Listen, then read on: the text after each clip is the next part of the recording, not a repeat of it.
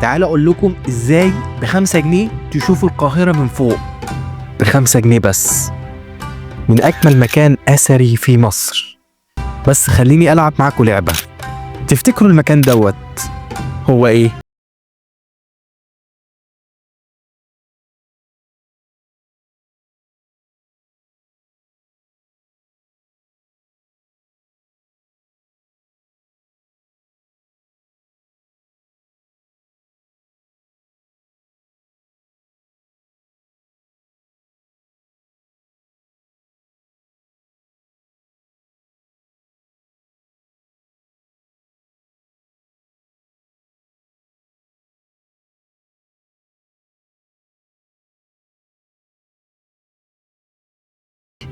الله ينور عليك، هو بقى باب زويلة او المتولي.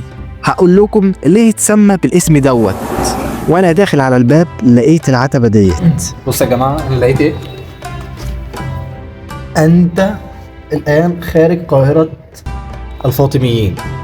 يعني العتبه ديت طلعت عليها، انت خلاص كده خرجت بره القاهره بتاعت الفاطميين. اتسمى الباب باب زويله لان كان في قبيله اسمها زويله كانت بتسكن عند الباب، فسمى الباب على اسمها. الباب دوت شاهد حاجات كتير هقولها لكم لما نطلع فوق.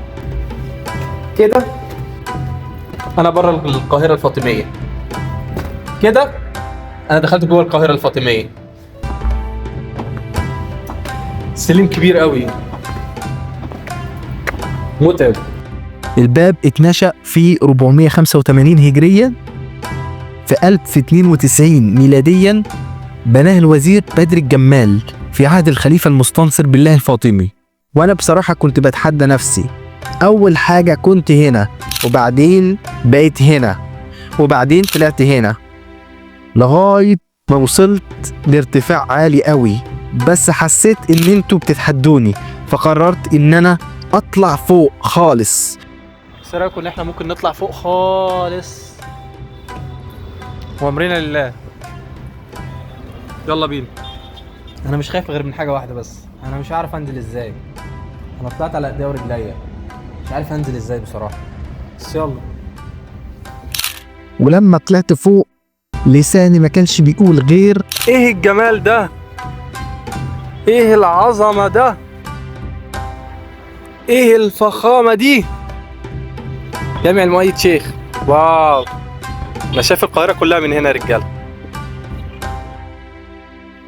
الباب بيتكون من مبنى عريض طوله 25 متر و72 سنتي، ارتفاعه 24 متر عن مستوى الشارع. والمآذن العالية اللي على الباب بناها الملك المؤيد أبو النصر شيخ، عشان تكون مآذن عالية لمسجده اللي هو مسجد المؤيد شيخ اللي اتبنى في 818 هجريا.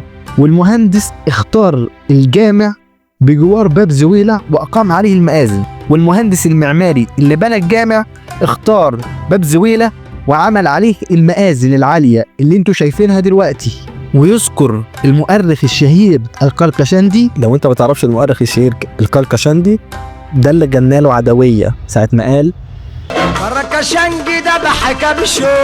هو ده بقى المؤرخ. انا اكيد انا بهزر، مفيش حاجة من ديت. او المؤرخ دوت كتب في كتابه صبح الأعشة ابيات من الشعر كتبها علي بن محمد النيلي، بيتكلم فيها عن عظمة باب زويلة، واللي في مطلعها بيقول: يا صاح لو أبصرت باب زويلة لعلمت قدر محله بنيانا، لو أن فرعونا رآه لم يرد صرحا ولا أوصى به هامانا. الباب دوت احنا قلنا ليه اتسمى باب زويلة. الباب دوت ده بقى الباب اللي اتعلق عليه رسل التتار اللي قتلهم قطز، علقهم على الباب دوت هنا، هو كده الحتة دي بالظبط.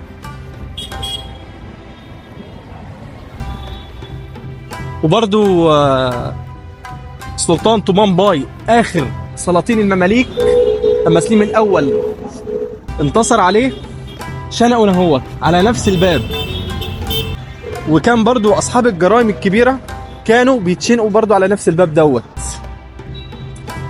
وبرضو الحاكم لدين الله اللي هو في العصر الدوله الفاطميه اللي هو كان معروف عنه ان هو مجنون وادعى الالوهيه وقلب الليل نهار والنهار ليل، ومنع الملوخيه ومنع ان الستات تمشي في الشارع. عمل حاجات كتير. برضو كان لما كان بيغضب على حد كان برضو بيعدمه على نفس الباب دوت. الباب دوت اللي هو باب زويلة. القاهرة لما انشئت في عهد المعز لدين الله الفاطمي. زي ما انتم عارفين اللي جه فتح مصر وخلص مصر من الإخشيديين كان هو جوهرة الصقلي. جوهرة الصقلي لما جه حب يبني مدينة، ولما جه يبني مدينة عمل مدينة من 4 أضلاع على شكل مربع. عمل في كل ضلع أبواب. كان القاهرة كان فيها 8 أبواب. كان موجود في الشمال بابين، وفي الجنوب باب واحد، وفي الشرق وفي الغرب. لكن اللي موجود دلوقتي الأبواب اللي موجودة في الشمال وفي الجنوب. الأبواب اللي موجودة في الشمال وهي الفتوح والنصر، أما اللي في الجنوب هو باب زويلة. أما اللي كان الأبواب اللي كانت موجودة في الشرق وفي الغرب اندثرت، اتهدت. الباب ده ليه يعني بيطل على جامع المؤيد شيخ اللي هو دوت، والصالح طلائع اللي وراه. والعامة من الناس أطلقوا على الباب بوابة المتولي، لأن كان بيجلس عليه متولي الحزبة اللي هو محصل الضرايب. وهنا أنا بعد ما طلعت كنت تعبان شوية، فقلت أستريح وقلت أصور شوية حاجات سينمائية زي ديت.